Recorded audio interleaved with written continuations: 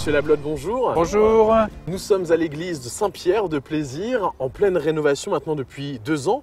Est-ce que vous pouvez nous parler des principales étapes de la restauration de cette église? Je crois que pour comprendre les différentes étapes, il faut aussi voir de quoi souffrait cette église. Cette église souffrait d'un gros problème de tassement de fondation des piles qui supportent le clocher, qui avait amené à condamner l'ensemble du chœur qui était bloqué avec des étaiements. Donc le but premier du chantier était de consolider ces structures défaillantes pour pouvoir réintégrer le chœur à l'ensemble du fonctionnement de l'église. Donc bien sûr, les travaux ont été des travaux de clos et couverts, refaire l'enveloppe extérieure, les façades, les toitures, et puis régler ce problème de stabilité intérieure et enfin parachever tout l'aménagement intérieur, toute la restauration intérieure, les sols, le mobilier, les décors et aussi l'électricité, le chauffage, disons tous les équipements nécessaires à une utilisation d'aujourd'hui pour la paroisse. Et bien sûr, ce n'est pas seulement un édifice à usage cultuel, c'est aussi un patrimoine pour la totalité de la communauté des habitants de Plaisir, et c'était important que la population soit aussi associée à ce chantier, en particulier dans la lecture. Ce qui est très important ici, c'est l'intervention des différents métiers, c'est-à-dire c'est des travaux qui impliquent les maçons, les charpentiers, les couvreurs, les maîtres verriers, les ferronniers, les menuisiers et puis également les corps d'état plus techniques, le chauffage, l'électricité. Donc c'est vraiment l'ensemble de ces métiers qui sont intervenus pour la restauration de ce patrimoine de la commune. Alors pour cette restauration, vous avez fait appel à des entreprises bien spéciales. Quelles compétences devaient-elles avoir pour être retenues ?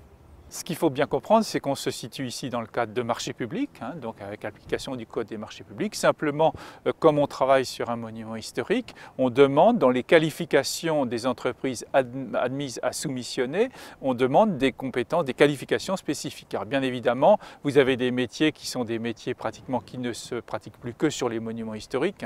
Tout ce qui est taille de pierre, si vous voyez la taille des réseaux des fenêtres, même chose pour la couverture, pour la charpente, pour la menuiserie, pour les maîtres verriers. Donc ce sont des métiers qui sont aujourd'hui, qu'on appelle aujourd'hui des métiers d'art, qui sont devenus des métiers rares. C'est-à-dire autrefois, disons, c'était des techniques qui étaient beaucoup plus maîtrisées, maîtrisées par des artisans ou des entreprises à un niveau beaucoup plus étendu. Et aujourd'hui, c'est des techniques qui ne se concentrent plus que sur la conservation du patrimoine ancien, patrimoine religieux, patrimoine des châteaux, les hôtels anciens en ville, etc.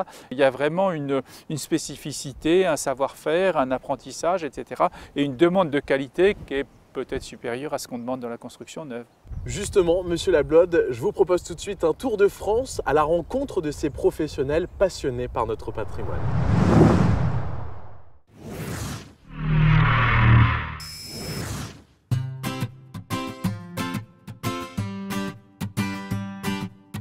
Bienvenue au Mans, charmante ville de la Sarthe.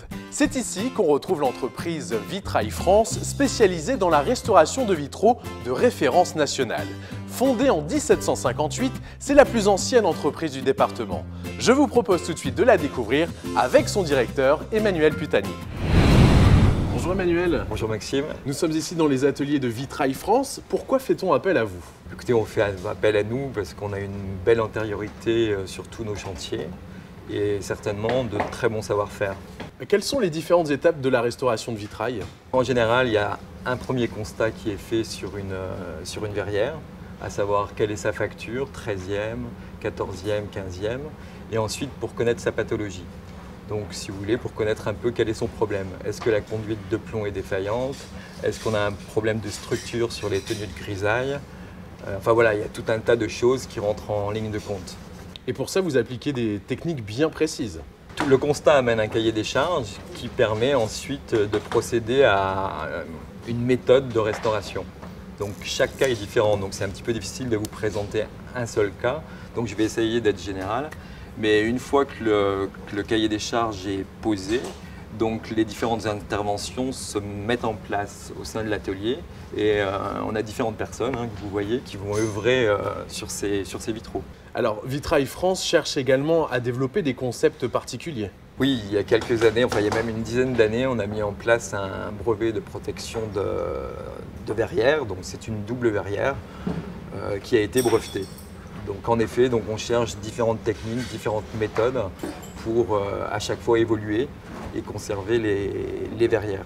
Emmanuel, on va se pencher maintenant sur le travail que vous avez réalisé dans la restauration de l'église de Plaisir. La rénovation de Plaisir s'est passée en 2 tranches, puisque nous avons 2 interventions complètement différentes.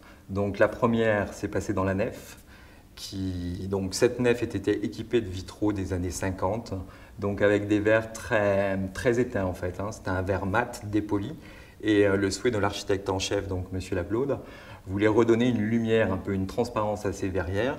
Donc nous, on a eu un chantier de dépose et ensuite de retirer certains verres. Donc ça a été assez complexe, il y a eu différents essais pour avoir la lumière voulue. Donc voilà, et ensuite bien sûr on a reposé ces mêmes verrières conservées mais légèrement modifiées. Alors on le voit ici, des vitraux de cette église. Quel travail a été fait ? Alors là, c'est la partie la plus intéressante pour nous du projet. Enfin, tout est intéressant, mais celle-ci, bon, on se fait toujours plaisir parce que c'est une application directe des savoir-faire de l'atelier. Et le cœur, donc, dans le projet, était d'un réaménagement, si vous voulez, de ces verrières dans un esprit 15e, 16e.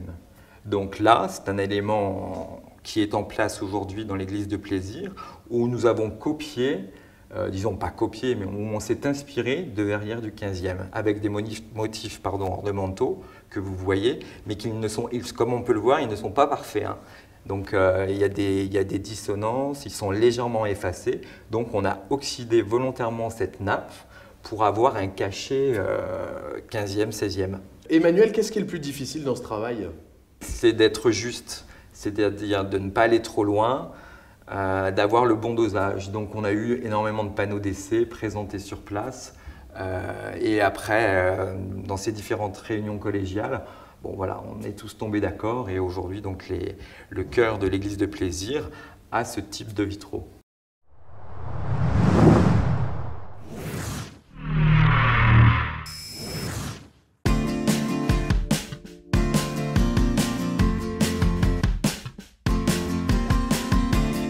Rendez-vous à Bagneux, dans le sud de la région parisienne. Nous sommes ici au Charpentier de Paris, société spécialisée dans la rénovation et la création de charpentes.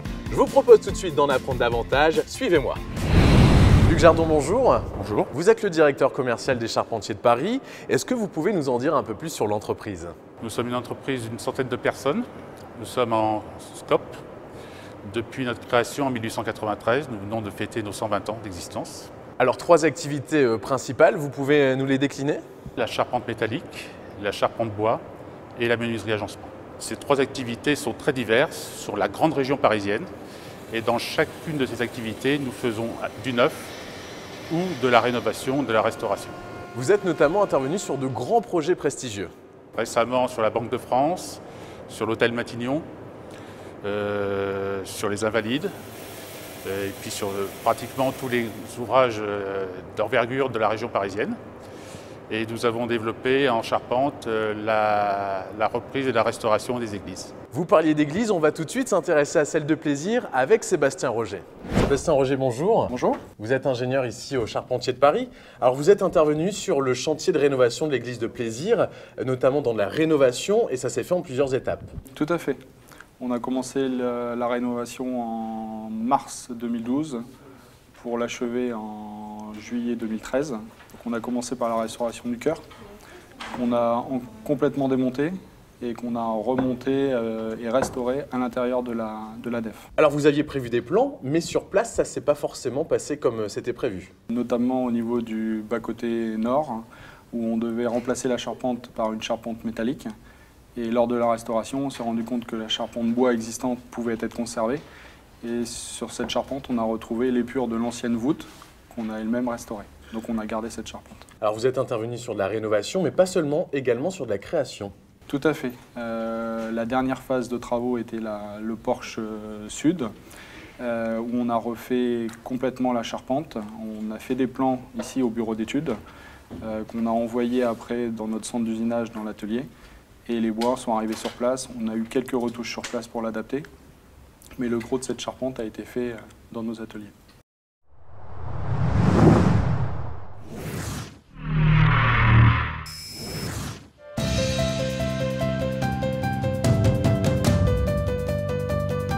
C'est ici, à Nantes, que la manufacture bretonne d'orgue a vu le jour en 1987. Son rôle, la création, la restauration et l'entretien d'orgues à tuyaux.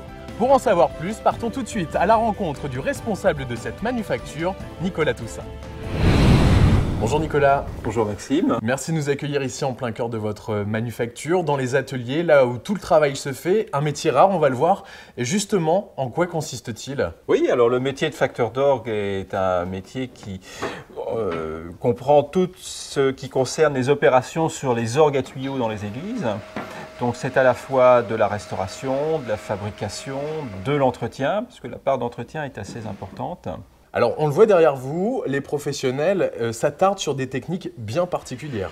On est resté sur des techniques assez anciennes, puisque la technique de la facture d'orgue est figée pratiquement depuis le XVIe siècle. Et nous intervenons principalement sur des monuments historiques.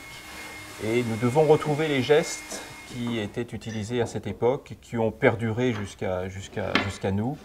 Donc on utilise beaucoup de colle animale, de pigments, de bois anciens pour toutes ces procédures de restauration. On parle de restauration, mais quelles sont les grandes étapes? Lorsque nous intervenons pour une restauration, pratiquement tout l'instrument revient en atelier et on démonte toute la partie instrumentale, parfois le buffet, ça dépend à la fois de son état, de son origine. Et nous devons reconstruire pratiquement l'instrument.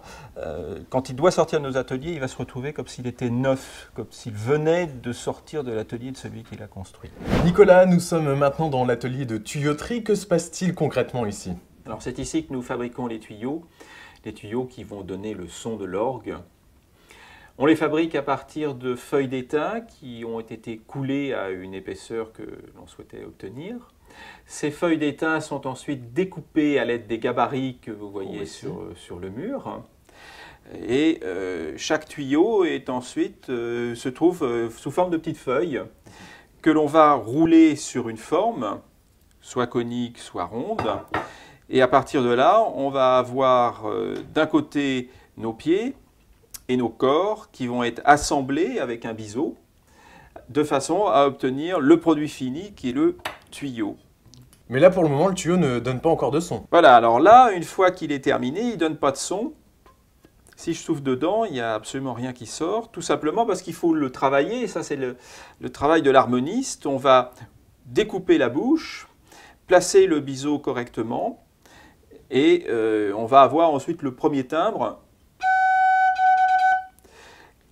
On va mettre tous les tuyaux d'un même registre ensemble sur un petit orgue qu'on appelle un mannequin pour les tester.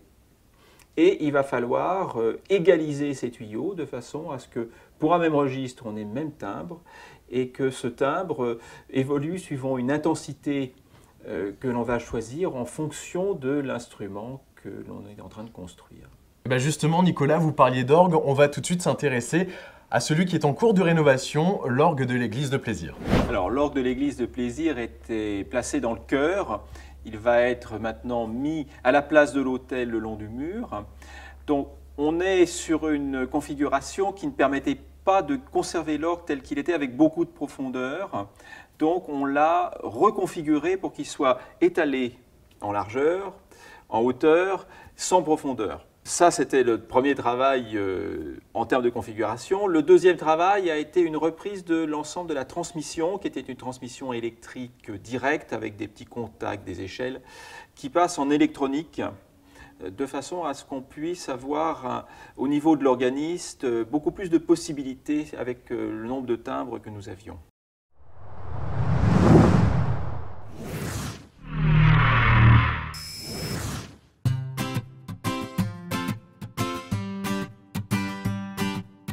Nous voilà à Franqueville-Saint-Pierre, à quelques kilomètres de la ville de Rouen. Partons tout de suite à la découverte de l'entreprise Gallis, spécialisée entre autres dans la couverture et la charpente d'ouvrage. Rencontre avec le gérant de l'entreprise, Dominique Gallois. Dominique, bonjour. Bonjour Maxime. Merci de nous recevoir dans votre entreprise. On va en parler tout de suite. Est-ce que vous pouvez nous dire les secteurs d'activité dans lesquels vous intervenez? Eh bien, nous intervenons dans deux secteurs d'activité principaux. Ce sont la couverture et la charpente. La couverture pour tout ce qui est couverture traditionnelle, notamment les monuments historiques, et aussi pour les couvertures neuves sur les projets récents. Et pour la charpente, de la charpente traditionnelle, c'est-à-dire qui s'assemblent comme autrefois, non plus des charpentes industrielles, mais des charpentes vraiment traditionnelles, qui sont complémentaires avec notre activité de couverture, pour lequel, effectivement, nous, notre passion, c'est effectivement la restauration, principalement la restauration. Alors vous intervenez notamment sur beaucoup de projets différents, mais aussi des projets bien prestigieux. Oui, nous avons eu la chance et l'honneur d'avoir, je dirais, des projets effectivement d'exception. Je parle du Mont-Saint-Michel, où sur le Mont-Saint-Michel notamment, nous avions refait toute la base de la flèche, donc c'était des cuivres sculptés, un travail vraiment très très particulier et précis. Nous avons travaillé sur le château de Versailles, qui aujourd'hui fait vraiment peau neuve avec tous ces ornements dorés, et dont nous sommes à l'origine de la restauration de tous ces éléments-là. Donc c'est quand même quelque chose effectivement dont nous sommes assez fiers. Nous travaillons sur Matignon, sur le Val-de-Grâce, sur Rouen, le Gros Horloge, enfin sur la cathédrale de Rouen, sur effectivement des édifices prestigieux qui nous donnent beaucoup de joie dans notre travail. Alors Dominique, si vous le voulez bien, on va s'intéresser tout de suite à un projet en particulier, c'est la rénovation de l'église de Plaisir. Nous avons refait toutes les couvertures dans leur ensemble, ce qui est d'ailleurs assez rare sur un projet d'avoir tout à refaire comme ça.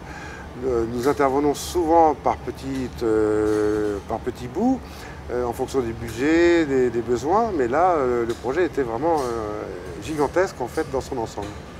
Quelles ont été les principales difficultés que vous avez rencontrées sur place?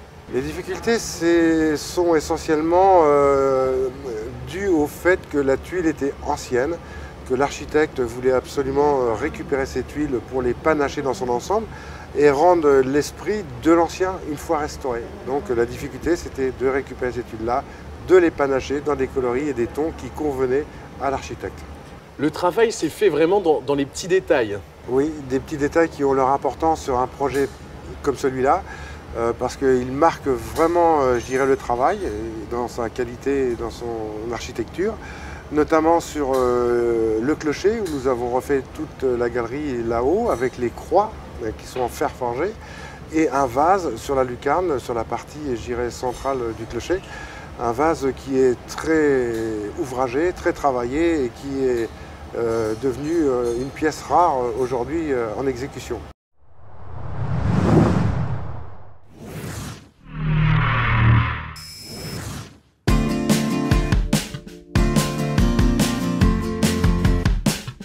Nous sommes à Saint-Rémy-les-Chevreuses. C'est ici qu'est implantée la Fondation Coubertin et les 4 ateliers Saint-Jacques.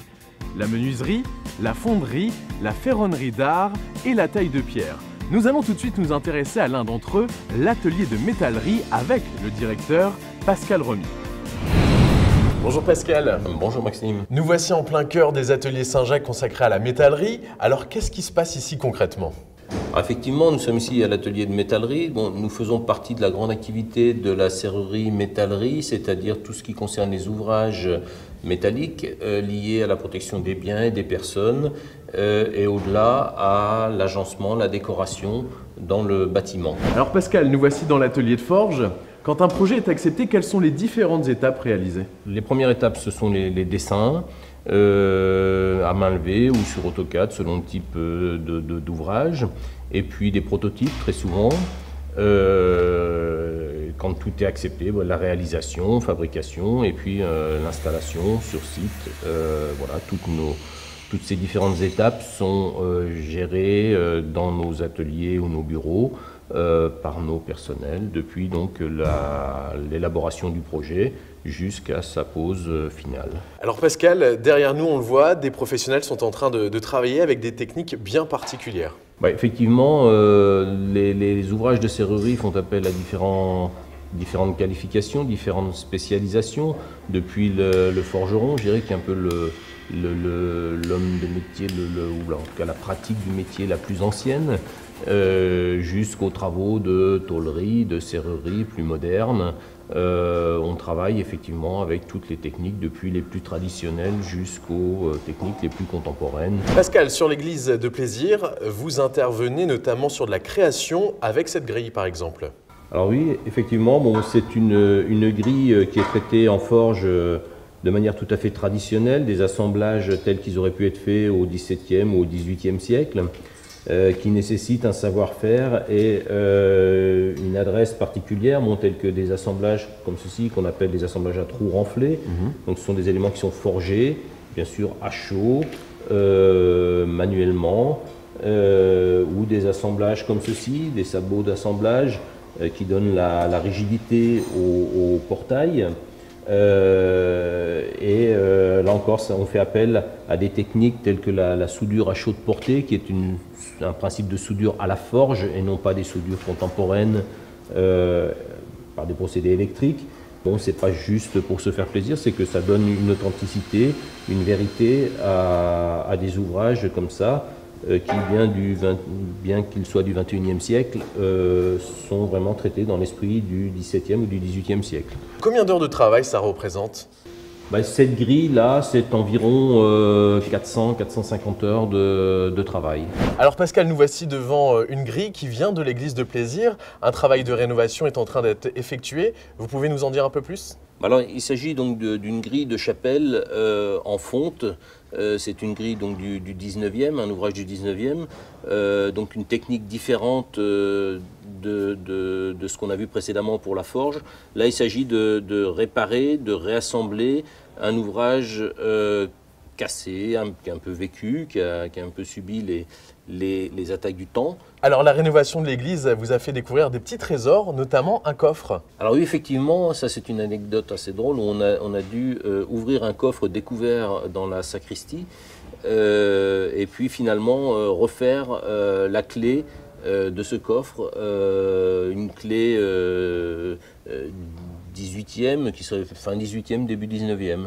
Alors Pascal, la grande question c'est qu'est-ce qu'il y avait à l'intérieur de ce coffre?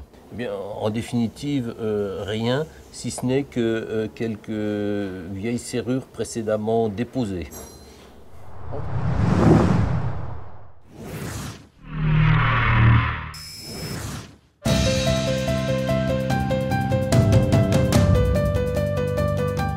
Nous sommes de retour à l'église de Plaisir pour découvrir le travail de l'atelier Arcoa. Cet atelier intervient dans la restauration de décors historiques. Partons tout de suite à la rencontre du directeur technique, Éric Mikoula.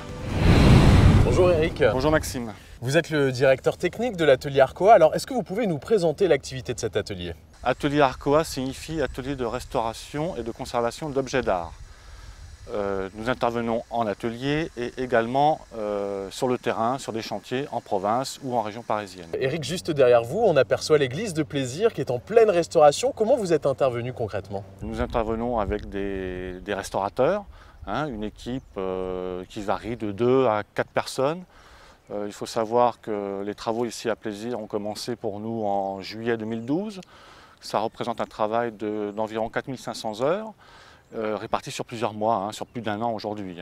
Alors sur quelle partie le travail a été réalisé? Donc là, nous sommes intervenus sur différents fragments de décors peints, éléments décoratifs composés de petites scènes paysagères avec représentation de bâtisses, représentation de végétaux, ornementation.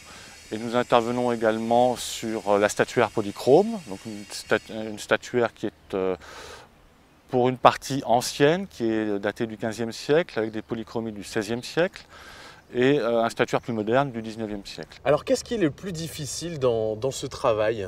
Le plus dur, c'est d'imaginer le travail fini, alors, notre travail évidemment, mais dans un contexte qui va être complètement transformé. C'est-à-dire qu'il y a plusieurs entreprises qui interviennent, donc pour nous c'est difficile d'imaginer le résultat final. J'avoue que c'est depuis une semaine ou deux, donc plus d'1 an après, que je visualise vraiment le résultat. Alors on va voir quelques exemples justement de cette intervention avec Madame André. Merci beaucoup Éric. Merci à vous. Bonjour Uti. Bonjour Maxime. Vous êtes restauratrice. Est-ce que vous pouvez nous dire les différents points sur lesquels vous êtes intervenue à l'église de Plaisir? Alors moi je suis intervenue l'hiver dernier sur la restauration et restitution du retable de la chapelle nord et puis actuellement sur la poutre de gloire. C'est une restitution, une création on va dire, et sur la restauration d'un Christ qui a été donné par l'évêché à l'église. Et donc là, je suis en train d'intervenir vraiment dessus. Alors quelles sont les différentes étapes dans un tel projet? Donc quand nous arrivons sur un site, nous devons effectuer un protocole d'intervention qui est présenté à l'architecte et au conservateur. Ce protocole consiste à faire un diagnostic de l'œuvre et là on effectue une série de tests pour le refixage, la consolidation du support, le refixage de la couche picturale, des tests de dévernissage et de retouche picturale.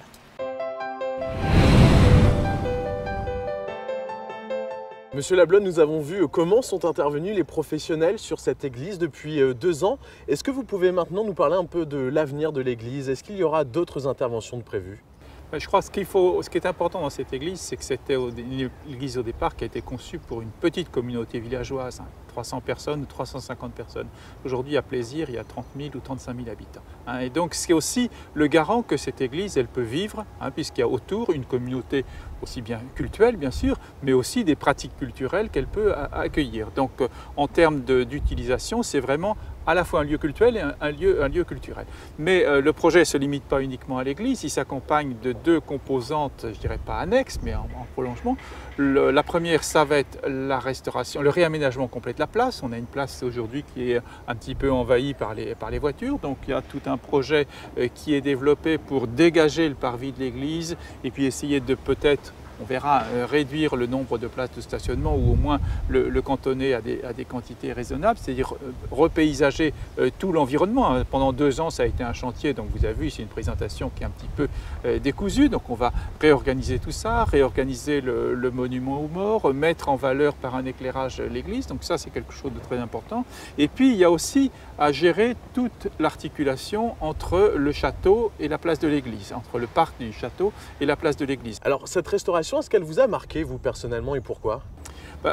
Moi, ce qui m'a beaucoup marqué dans cette restauration, c'est que c'est vrai, des églises comme ça villageoises, il y en a des centaines, il y en a des milliers à travers la France, et qui posent toutes des problèmes de sous-fréquentation, d'entretien, de conservation, les campagnes se vident, etc. Et ici, on a un mouvement qui est totalement inverse, c'est-à-dire qu'on a au contraire une population qui est croissante, et je dirais presque une église qui est trop petite pour les différents usages qu'on veut lui conférer.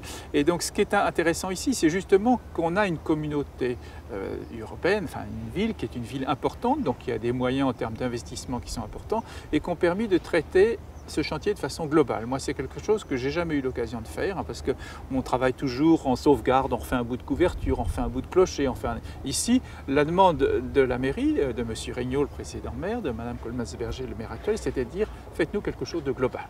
Et donc avec M. Giordano, avec lequel je suis associé, on avait vraiment travaillé sur cette globalité et vous avez vu que dans le travail qui a été fait, bien sûr, on reprend tout ce qui est la structure, la couverture, mais également on va jusqu'au décor, jusqu'aux aménagements liturgiques, jusque vraiment tout ce qui est aux équipements, sonorisation, etc. pour différents usages, la restauration complète de l'orgue, qui va bien sûr être utilisé pour les cérémonies, mais aussi en tant que conservatoire pour apprendre aux enfants à jouer sur un orgue, c'est quand même quelque chose d'extraordinaire. Donc ça, c'est vraiment, moi, c'est quelque chose que j'ai beaucoup apprécié ici, c'est ce caractère global du projet, et puis aussi, je dois le dire, la confiance que l'équipe municipale nous a accordée. Je sais que chaque fois qu'on a posé le problème, on a eu des réponses et que chaque fois que quelqu'un est passé, Madame le maire, les adjoints, etc., on dit toujours « qu'est-ce que c'est beau ce que vous nous faites ». Et ça, c'est vraiment quelque chose qui est très gratifiant parce qu'on a vraiment le sentiment que dans ce projet-là, on a vraiment été soutenu par la population et par les élus du début jusqu'à la fin. Et ça, c'est vraiment quelque chose qui est très encourageant et très enrichissant, je dirais.